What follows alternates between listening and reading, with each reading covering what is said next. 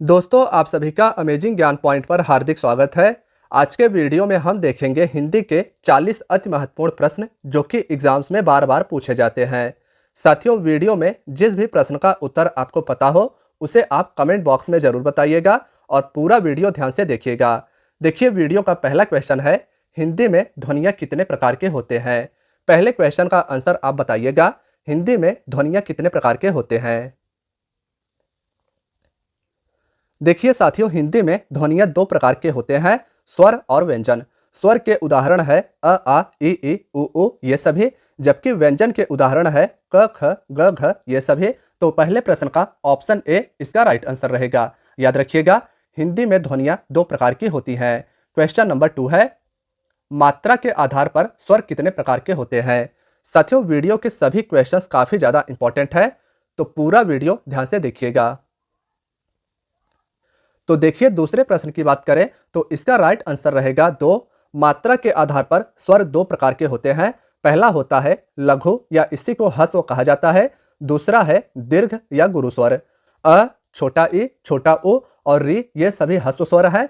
गुरु स्वर की बात की जाए तो बड़ा आ, बड़ी ई, बड़ा उ आदि ये सभी गुरु स्वर हैं।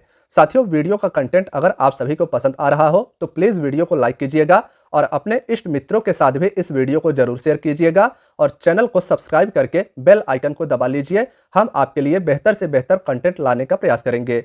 देखिए, क्वेश्चन नंबर 3 है, स्वर संधि कितने प्रकार के होते हैं। तो तीसरे प्रश्न का राइट आंसर रहेगा 5। स्वर संधि साथियों 5 प्रकार के होते हैं। इनके नाम आप नोट कर लीजिएगा, दीर्घ संधि, गुण संधि, वृद्धि संधि, यड़ संधि, अयाद संधि। जहां पर आपको वीडियो में थोड़ा सा भी कंफ्यूजन होता हो, आप वीडियो को रिवर्स करके एक बार फिर से उस प्रश्न को देख लीजिएगा और इन सभी को नोट जरूर कीजिएगा। ये सभी क्वेश्चंस एग्जाम में पूछे जाते हैं। अब देखिए, क्वेश्चन नंबर 4 की बात करें तो क्वेश्चन नंबर 4 है, एक से अधिक वर्णों के मेल को क्या कहते हैं। साथियों, सबसे पहले हमें समझना है कि वर्ण किसे कहते हैं। वर्ण उसे कहते हैं जिसके टुकड़े नहीं किया जा सकता। उदाहरण अ, आ, ई ये सभी वर्ण है। एक से अधिक वर्णों के मेल को व्यंजन कहते हैं। तो चौथे प्रश्न का ऑप्शन से राइट आंसर रहेगा। साथियों, चौथा प्रश्न भी अति महत्वपूर्ण है, एक से अधिक वर्णों के मेल को व्यंजन कहा जाता है। क्वेश्चन नंबर 5 है, ई, बड़ी ई, च, छ, ज, झ आदि का उच्चारण किससे होता है। तो देखिए साथियों, ई, बड़ी ई और च वर्ण जैसे च, छ, ज, झ इन सभी का उच्चारण तालु या तालव से होता है। तो इसका राइट आंसर रहेगा ऑप्शन सी। यह भी क्वेश्चन अति महत्वपूर्ण है, तो याद रखिएगा, च वर्ण जैसे च, छ, ज, झ, ई और बड़ी ई इन सभी का उच्चारण तालव्य से होता है। क्वेश्चन नंबर 6 की बात करें तो साथियों, छठवां प्रश्न है, जिसका उच्चारण स्वतंत्रता से होता है और जो व्यंजन के उच्चारण में सहायक होते हैं उसे क्या कहते हैं। तो ध्यान से देखिएगा, इसका राइट आंसर रहेगा स्वर, यानी option B is the right answer. जिसका उच्चारण स्वतंत्रता से होता है और जो व्यंजन के उच्चारण में सहायक होते हैं उन्हें स्वर कहा जाता है। क्वेश्चन नंबर 6 की बात की जाए तो 7वें प्रश्न पूछा गया है, निम्नलिखित में से कौन सा एक दीर्घ स्वर नहीं है। साथियों, 7वां क्वेश्चन भी अति महत्वपूर्ण है, बताइएगा निम्न में से कौन सा एक दीर्घ स्वर नहीं है। सबसे पहले हम बात करें दीर्घ स्वर की, तो साथियों दीर्घ स्वर के उच्चारण में अधिक समय लगता है। इसके उदाहरण है बड़ा आ, बड़ी ई, बड़ा उ, ए, ऐ, ओ, अ ये सभी। तो इसका राइट आंसर रहेगा ए, यानी ई दीर्घ स्वर नहीं है। इसका ऑप्शन ए राइट आंसर हो जाएगा। साथियों, कहीं पर नोट कर लीजिएगा कि दीर्घ स्वर के उच्चारण में अधिक समय लगता है और इनके उदाहरण है बड़ा आ, बड़ी ई, बड़ा उ, ए, ऐ, ओ, अ। तो इसे आप याद रखिएगा। देखिए, क्वेश्चन नंबर 8 है, निम्नलिखित में से अंतःस्थ व्यंजन कौन सा है। 8वां क्वेश्चन भी अति महत्वपूर्ण है, बताइएगा इनमें से कौन सा एक अंतःस्थ व्यंजन है। तो साथियों, वह अंतःस्थ व्यंजन है, तो इसका ऑप्शन सी राइट आंसर रहेगा। आंसर हो जाएगा इसका अंतःस्थ व्यंजन वह होगा। देखिए, क्वेश्चन नंबर 9 की बात करें तो क्वेश्चन नंबर 9 है, हिंदी भाषा में कुल कितनी बोलियां होती है। 9वां क्वेश्चन भी अति महत्वपूर्ण है, हिंदी भाषा में कुल कितनी बोलियां होती है। साथियों, 9वें क्वेश्चन के आंसर की बात की जाए तो देखिए, भारतीय संविधान में कुल 22 भाषाओं का उल्लेख किया गया है। नोट कीजिएगा, अति महत्वपूर्ण है, भारतीय संविधान में कुल 22 भाषाओं का उल्लेख किया गया है, लेकिन जो हिंदी है उस भाषा के अंतर्गत 5 उपभाषाएं हैं। साथियों, ट्री आप सभी बना लीजिएगा। हिंदी एक भाषा है जिसके अंतर्गत 5 उपभाषाएं हैं और इसके अंतर्गत 18 बोलियां हैं। तो 9वें प्रश्न का ऑप्शन सी राइट आंसर रहेगा। हिंदी भाषा में कुल 5 उपभाषाएं और 18 बोलियां हैं। क्वेश्चन नंबर 10 है, हिंदी वर्णमाला में ऊष्म व्यंजन कौन कौन से हैं? दोस्तों, जिन व्यंजनों का उच्चारण करते समय वायु मुख के किसी स्थान विशेष पर रगड़कर बाहर निकलती है और उसके द्वारा गर्मी पैदा करती है, उसे उष्ण या संघर्षी व्यंजन कहते हैं। डेफिनेशन याद कर लीजिएगा, अति महत्वपूर्ण है। संघर्षी व्यंजन की संख्या 4 है, तो इसे भी आप याद रखिएगा। स, ख, स, ह ये सभी उष्ण या संघर्षी व्यंजन है। तो 10वें प्रश्न का ऑप्शन ए राइट आंसर रहेगा। हिंदी वर्णमाला में 4 उष्म व्यंजन है, स, ख, स है। क्वेश्चन नंबर 11 है, य, र, ल, व को कौन सा व्यंजन कहते हैं? तो साथियों, इसका राइट आंसर रहेगा अंतस्थ व्यंजन, यानी option B is the right answer. 11वें प्रश्न का ऑप्शन बी अंतस्थ व्यंजन राइट आंसर रहेगा। य, र, ल, व को अंतस्थ व्यंजन कहा जाता है। साथियों, वीडियो अगर पसंद आ रही हो तो प्लीज वीडियो को लाइक कीजिएगा। 12वें प्रश्न की बात की जाए तो निम्नलिखित में से कौन सा एक उष्म व्यंजन है? साथियों, उष्म व्यंजन हम सभी ने इसके पहले जाना था। इस स, ख, स, ह ये सभी उष्म व्यंजन के अंतर्गत आते हैं। तो इसका राइट आंसर रहेगा ऑप्शन ए, ह उष्म व्यंजन है इनमें से, इसे आप याद रखिएगा। देखिए, क्वेश्चन नंबर 13 की बात की जाए तो जब एक ही ध्वनि का द्वित्व हो जाए तो वह क्या कहलाता है? तो देखिए, क्वेश्चन नंबर 13 का राइट आंसर ऑप्शन बी युग्मक ध्वनियां इसका राइट आंसर हो जाएगा। साथियों, जब एक ही ध्वनि का द्वित्व हो जाए तो उसे युग्मक ध्वनियां कहते हैं। जैसे एग्जाम्पल की बात की जाए तो दिक्कत, प्रफुल्लित ये सभी युग्मक ध्वनियां हैं। क्वेश्चन नंबर 14 है, अनुस्वार किसका कार्य करता है? साथियों, क्वेश्चन नंबर 14 भी अति महत्वपूर्ण है। अनुस्वार किसका कार्य करता है? तो पंचम वर्ण का कार्य करता है अनुस्वार। तो इस प्रश्न का ऑप्शन सी राइट आंसर रहेगा। ध्यान से याद कर लीजिएगा या नोट कर लीजिएगा, अनुस्वार पंचम वर्ण का कार्य करता है। क्वेश्चन नंबर 15 है, ए, ऐ वर्ण क्या कहलाते हैं? साथियों, ए, ऐ वर्ण कंठ या तालव्य कहलाते हैं। तो 15वें क्वेश्चन का ऑप्शन डी राइट आंसर रहेगा। क्वेश्चन नंबर 16 देखिए। तो साथियों, क्वेश्चन नंबर 16 पूछा गया है, वह छोटी से छोटी ध्वनि जिसके टुकड़े नहीं हो सकते उसे क्या कहते हैं? तो देखिए, वह छोटी से छोटी ध्वनि जिसके टुकड़े नहीं हो सकते उसे वर्ण या अक्षर कहते हैं। तो 16th नंबर क्वेश्चन का ऑप्शन ए राइट आंसर रहेगा। याद रखिएगा कि वह छोटी से छोटी ध्वनि जिसके टुकड़े नहीं हो सकते उसे वर्ण या अक्षर कहते हैं। क्वेश्चन नंबर 17 में पूछा गया है, जिसका उच्चारण ऊपर के दांतों पर जीभ लगाने से होता है उसे क्या कहते हैं?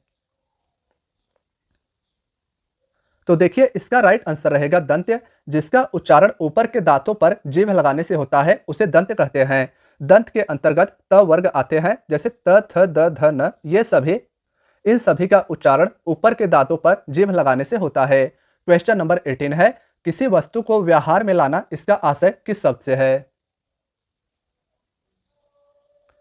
तो इसका राइट आंसर रहेगा ऑप्शन सी प्रयोग। किसी वस्तु को व्यवहार में लाना इसका आशय प्रयोग से है। तो 18वें प्रश्न का ऑप्शन सी राइट आंसर रहेगा। साथियों, क्वेश्चन नंबर 19 है, निम्नलिखित में से किस शब्द में स्वर व्यंजन संबंधी अशुद्धि नहीं है? तो 19वें क्वेश्चन में ऊर्जस्वी इसका राइट आंसर रहेगा। स्वर व्यंजन संबंधी अशुद्धि ऊर्जस्वी में नहीं है। ऊर्जस्वी में नहीं है, तो ऑप्शन सी 19वें प्रश्न का राइट आंसर रहेगा। क्वेश्चन नंबर 20 है, जो संज्ञा सर्वनाम आदि शब्दों से जुड़कर नए शब्दों की रचना करते हैं उन प्रत्यय को क्या कहते हैं?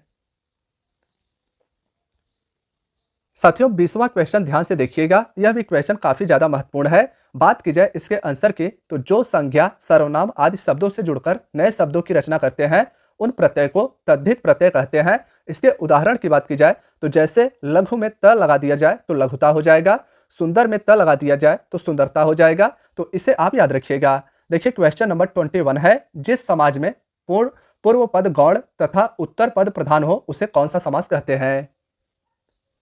साथियों, क्वेश्चन नंबर 21 आपका टेस्ट है। इसका जवाब आप कमेंट बॉक्स में बताइएगा। जिस समास में पूर्व पद गौण तथा उत्तर पद प्रधान हो उसे कौन सा समास कहते हैं? आसान सा क्वेश्चन है, तो इसका जवाब आप कमेंट बॉक्स में जरूर बताइएगा। देखिए, क्वेश्चन नंबर 22 है, जो सर्वनाम संज्ञा शब्दों के मेल से बनते हैं उसे क्या कहते हैं?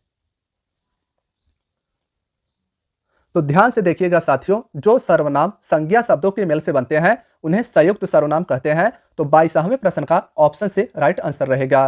क्वेश्चन नंबर 23 की बात की जाए तो इसमें पूछा गया है, जिस क्रिया से संचालित व्यापार का फल कर्ता को छोड़कर कर्म पर पड़ता है उसे कौन सी क्रिया कहते हैं। तो देखिए उसे सकर्मक क्रिया कहते हैं। तो 23वें क्वेश्चन का ऑप्शन बी राइट आंसर रहेगा। जिस क्रिया से संचालित व्यापार का फल कर्ता को छोड़कर कर्म पर पड़ता है उसे सकर्मक क्रिया कहा जाता है। क्वेश्चन नंबर 24 है, निम्नलिखित शब्दों में से कौन सा शब्द संबंधवाची है। तो देखिए साथियों, इसका राइट आंसर रहेगा दैवीय। दैवीय शब्द संबंधवाची है, तो ऑप्शन सी इसका राइट आंसर होगा, इसे याद रखिएगा। क्वेश्चन नंबर 25 है, क्रिया के जिस रूप से क्रिया निष्पादन के समय का ज्ञात हो उसे क्या कहते हैं।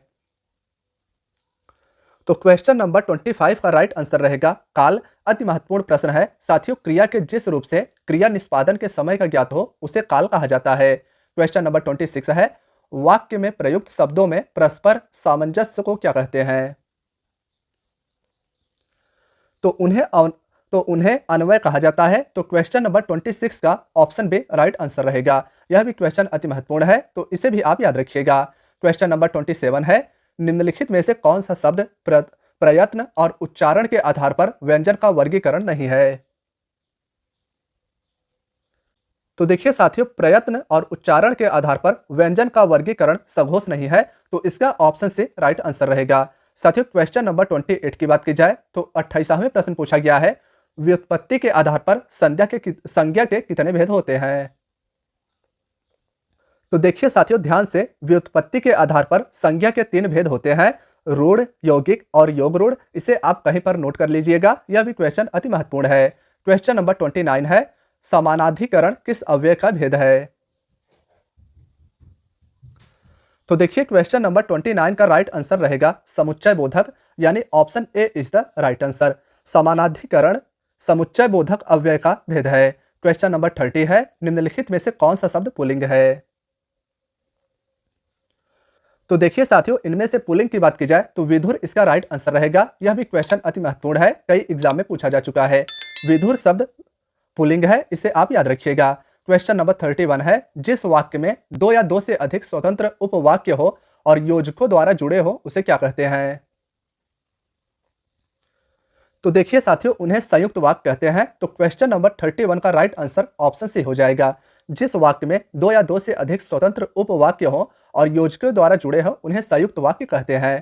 क्वेश्चन नंबर 32 को देखिए, तो क्वेश्चन नंबर 32 में पूछा गया है, बोली का क्षेत्र जहां थोड़ा विकसित होता है और उसमें साहित्य की रचना होने पर वह क्या बन जाता है। तो देखिए यह भी क्वेश्चन काफी ज्यादा महत्वपूर्ण है, तो ध्यान से देखिएगा। इसका राइट आंसर रहेगा उपभाषा, यानी 32वें प्रश्न का ऑप्शन बी उपभाषा राइट आंसर रहेगा। बोली का वह क्षेत्र जब थोड़ा विकसित हो जाता है और उसमें साहित्य की रचना होने पर वह उपभाषा बन जाता है। क्वेश्चन नंबर 33 की बात की जाए तो साथियों, इसमें पूछा गया है, जिन ध्वनियों की गणना न स्वर में की जाती है और न व्यंजन में की जाती है उसे क्या कहते हैं। तो उन ध्वनियों को अयोगवाह कहा जाता है। तो 33वें प्रश्न का ऑप्शन डी राइट आंसर रहेगा। साथियों, जिन ध्वनियों की गणना याद रखिएगा न स्वर में की जाती है और न व्यंजन में की जाती है उन्हें अयोगवाह कहा जाता है। आगे देखिए, तो क्वेश्चन नंबर 34 है, स्वर तंत्रियों के आधार पर व्यंजनों को कितने वर्गों में बांटा गया है। यह भी क्वेश्चन अति महत्वपूर्ण है, इसका राइट आंसर रहेगा 2। एग्जाम्पल घोष और अघोष है। साथियों, स्वर तंत्रियों के आधार पर व्यंजनों को घोष और अघोष में बांटा गया है। देखिए अगला क्वेश्चन 35 है, भाववाचक संज्ञा कितने प्रकार के शब्दों से बनती है। तो ध्यान से देखिए साथियों, यह भी क्वेश्चन अति महत्वपूर्ण है। भाववाचक संख्या कितने प्रकार के शब्दों से बनती है। तो इसका राइट आंसर रहेगा ऑप्शन सी, भाववाचक संज्ञा 5 प्रकार के शब्दों से बनती है। आगे देखिए, क्वेश्चन नंबर 36 है, वर्णमाला में स्पर्श व्यंजनों की संख्या कितनी है। यह भी क्वेश्चन अति महत्वपूर्ण है, वर्णमाला में स्पर्श व्यंजनों की संख्या कितनी है। देखिए साथियों, हिंदी वर्णमाला में कुल 33 व्यंजन होते हैं और वर्णमाला में स्पर्श व्यंजनों की संख्या 25 होती है। तो इसका ऑप्शन ए राइट आंसर रहेगा। यह भी क्वेश्चन अति महत्वपूर्ण है, तो याद रखिएगा वर्णमाला में स्पर्श व्यंजनों की संख्या 25 होती है। क्वेश्चन नंबर 37 है, स्वर ए ऐ का उच्चारण स्थान कौन सा है। साथियों क्वेश्चन नंबर 37 अति महत्वपूर्ण है। यह आपका टेस्ट क्वेश्चन है। इसका जवाब आप कमेंट बॉक्स में बताइएगा। स्वर ए का उच्चारण का स्थान कौन सा है? आगे देखिए, तो आगे क्वेश्चन नंबर 38 है, किस स्वर के उच्चारण में दीर्घ स्वर से सभी अधिक समय लगता है?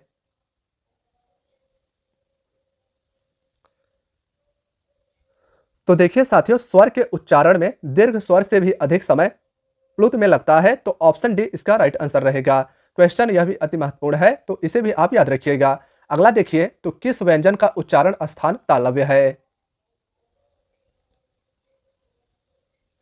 देखिए साथियों, इसका जो राइट आंसर रहेगा वह रहेगा ऑप्शन बी।